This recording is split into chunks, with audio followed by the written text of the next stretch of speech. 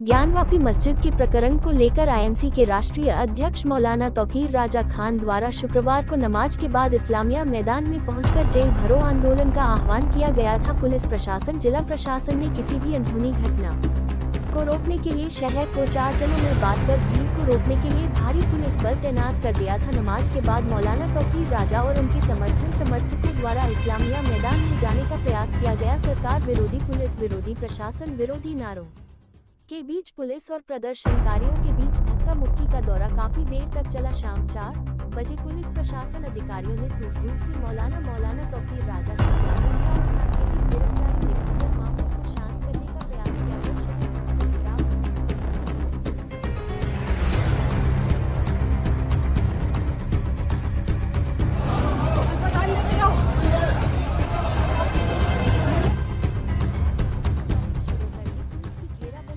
का प्रयास किया। पुलिस के रोकने के बाद पुलिस विरोधी नारेबाजी की गई और बाजार में पथराव किया गया, जिसके कारण बाजार में अफरा-तफरी मच गई। दुकानदारों ने अपने दुकान बंद कर अपनी जान बचाने का प्रयास किया। इसी बीच कुलपतियों ने वहां से गुजर राहगीरों के साथ मारपीट की और वाहनों को क्षतिग्रस्त किया। पुलिस ने कुलपतियों को रोकने के लिए बल प्रयोग किया, जिसके कारण पूरे शहर में अफरा-तफरी मच गई।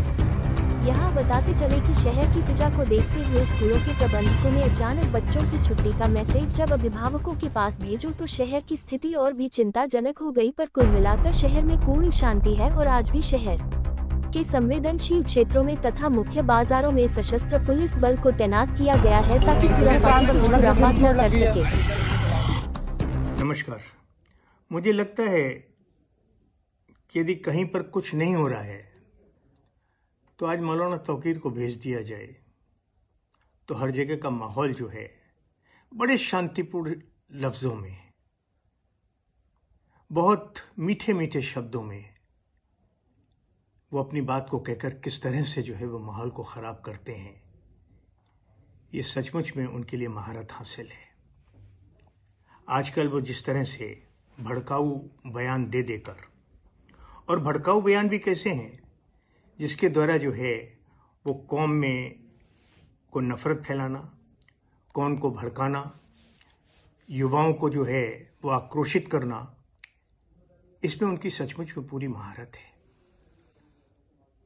कभी वो ज्ञानवापी का उदाहरण दे देते हैं तो कभी जो है वो माने न्यायालय के लिए भी अपशब्दों का प्रयोग करते हुए अपनी बात को कह देते हैं। उनको बेईमान तक कहने में उन्हें कोई गुरेज नहीं होता है। उन्होंने बदअमनी और नफरत जैसे शब्दों का प्रयोग करते हुए माननीय प्रधानमंत्री श्री नरेंद्र जी को सीधे अपमानित करने के शब्दों से नवाजा है।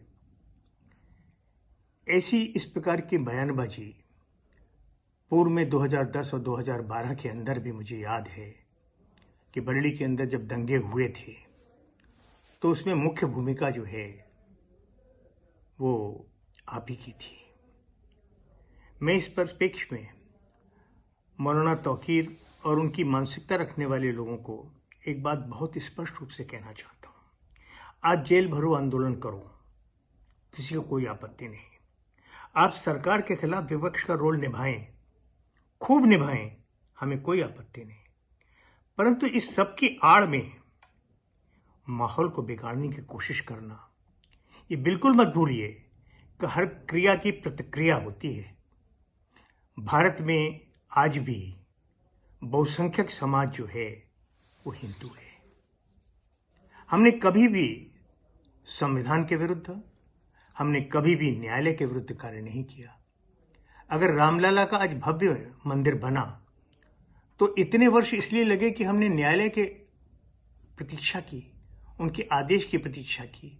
हम ज्ञानवापी में भी कुछ कर सकते थे, लेकिन हम नहीं कर रहे। प्रत्यक्ष उदाहरण है, वहां पर प्रत्यक्ष जो है वो भगवान के अवशेष तोड़ के डाले गए हैं, देख रहे हैं। लेकिन नहीं, ये बहुसंख्यक समाज जो है वो बहुत स्पष्ट मानसिकता रखता है, वो भाईचारे की मानसिकता रखता है, उसकी गंगा जमुना संस्कृति को जो है वो पालन करता है। लेकिन माननीय तौकीर साहब क्यों इस तरह की बातें करते हैं, ये मेरी समझ के परे है। वो उत्तराखंड की आग को भी बरेली तक पहुंचाकर और पूरे भारत में फैलाना चाहते हैं, जैसे उन्होंने अपनी बयानबाजी की है। ये उचित नहीं है। मैं स्पष्ट करना चाहता हूं कि 2010 और 12 के दंगे, जिसके अंदर माननीय न्यायालय ने और तत्कालीन जिलाधिकारी ने इनको जेल भेजा था, बरेली का माहौल को बिगाड़ने की कोशिश में ये सब हुआ था। कृपया भविष्य में इस प्रकार के कृत्य न करें, जिससे बरेली और पूरे भारतवर्ष में कहीं पर भी जो है वो फिरका परस्ती में अंतर आए। मैं बरेली वासियों से अनुरोध करना चाहता हूं कि किसी प्रकार की अफवाह पर ध्यान न दें। शासन और प्रशासन और विशेषकर जो हमारी टू टायर सिस्टम की सरकार है, केंद्र में आपकी सरकार और प्रदेश में हमारी सरकार, उसकी मानसिकता जनहित में है, वो आपके साथ खड़ी है। धन्यवाद। रोल करो। हाँ, ठीक है। सबसे पहले तो ये आपका नाम जानना चाहेंगे। मैं मोहम्मद नदीम खान, काउंसिल का मंडल अध्यक्ष हूँ। जी, आज जिस प्रकार मौलाना साहब ने गिरफ्तारी जेल भरो आंदोलन की शुरुआत करी है, तो इससे क्या लगता है कि बरेली में अमन चैन कायम रहेगा? मौलाना साहब की और हम सभी लोगों की पहली प्राथमिकता ये है कि बरेली ही नहीं, देश और प्रदेश का अमन चैन कायम रहे। अमन चैन में कौन सा खलल है? देखिए, लोकतंत्र है, लोकतंत्र में सबको अपनी बात कहने का अधिकार है। हमारी तरफ से कोई ऐसा सिस्टम नहीं है जिसके अनुरूप आप देख रहे हैं पूरे बरेली को छावनी में तब्दील कर दिया गया है और पैनिक जो कहते हैं, जिसे लोगों को पैनिक करने की कोशिश की जा रही है। हम लोग अपने निर्धारित समय पे, जिस वक्त मौलाना तौकीर साहब ने टाइम दिया है, उस टाइम पर वो दरगाह से 1:30 बजे निकलेंगे और 2 बजे मस्जिद फरुलान में नमाज अदा करेंगे, आला हजरत मस्जिद जो है। उसके बाद इस्लामिया ग्राउंड के लिए प्रस्थान करेंगे। हमें अपनी बात मौलाना तौकीर साहब को अपने लोगों के बीच में कहना और इस्लामिया आने के बाद कलेक्ट्रेट के लिए मार्च करेंगे। जिस प्रकार भीड़ का भी आह्वान किया गया है, लोगों से अपील की गई है, पर्चे भी बंटवाए गए हैं कि आप लोग भी देखिए, ये एलिगेशन गलत है कि पर्चे बंटवाए गए। मौलाना तौकीर साहब ने बहुत स्पष्ट तौर से अपनी प्रेस कॉन्फ्रेंस में, अगर पिछली प्रेस कॉन्फ्रेंस आप लोग देखोगे तो उन्होंने बहुत वाज़ेह तौर पर यह कहा था कि मैं और मेरे साथी कम तादाद में यहाँ से जाएंगे और कलेक्ट्रेट में गिरफ्तारी देंगे। खुद भाई लोगों को गिरफ्तार किया जा रहा है बगैर गुनाह के, बगैर परेशानी के। हम लोग तो खुद चाहते हैं कि लोकतंत्र को जिंदा रखने के खातिर किसी भी तरीके से हम लोग सरकार के पास, हमारे पास कोई और चारा नहीं है। ना हमारी प्रशासन सुनता है, ना शासन सुनता है। एक समुदाय विशेष को भी टारगेट किया गया है और उसके ही अनुरूप मौलाना तौकीर साहब ने ये घोषणा करी है कि हम इस्लामिया ग्राउंड में इकट्ठा होकर वहां से अपने साथियों के साथ। मैं फिर आपको बता दूं, उन्होंने बिल्कुल आह्वान नहीं करा है, ना कोई पर्चा बंटवाया है। ये किसने पर्चा बांटा है ये प्रशासन खुद जानता होगा, प्रशासन के पास ले आउट। एक सवाल ये भी उठता है कि जिस प्रकार मौलाना साहब ने आह्वान किया था मीडिया में प्रेस वार्ता के तौर पर कि अपनी मस्जिद बचाइए, अपना धर्म बचाइए, इस प्रकार आप घरों से निकलें और अपना विरोध दर्ज कराएं। नहीं, मौलाना तौकीर इसका असर कहीं ना कहीं लगता है कि उत्तराखंड में देखने को मिला है। हल्द्वानी में जो घटना हुई उसको किस हद तक देखते हैं फिर आप? नहीं, देखिए, एक उत्तराखंड की आप बात कर रहे हैं, मैं पूरे समस्त प्रदेशों की बात कर रहा हूँ, तमाम संपूर्ण भारत की बात कर रहा हूँ। भारत में जिस तरीके से एक समुदाय विशेष को टारगेट किया जा रहा है, बस हम लोग चाहते हैं कि हिंदू मुस्लिम सभ्यता कायम रहे, आपस में भाईचारा कायम रहे। हम लोगों ने हमेशा कोशिश करी है और मुस्लिम ने आज़ादी से लेकर अभी तक हमारे कितने बड़े उलेमाओं ने आज़ादी में सहयोग किया। हम क्यों नहीं चाहेंगे बरेली नहीं, देश और प्रदेश का में अमन कायम रहे। ये हमारे पर लोग जो जिस तरीके अब जगह बगैर नोटिस, शॉर्ट नोटिस पे कोई भी आपका घर गिराने के लिए मैं चला जाऊं और सुबह में आपको नोटिस दूं, दोपहर में गिरा दूं, तो ये कोई तरीका नहीं है। लोकतंत्र में ये अधिकार दिया है कि एक माननीय न्यायालय है, उससे बड़ा हाई कोर्ट है, सुप्रीम कोर्ट है। सुप्रीम कोर्ट में जाए आदमी, कम से कम अपने एविडेंस और अपने कागज दिखा सके, वो भी मौका नहीं दिया गया।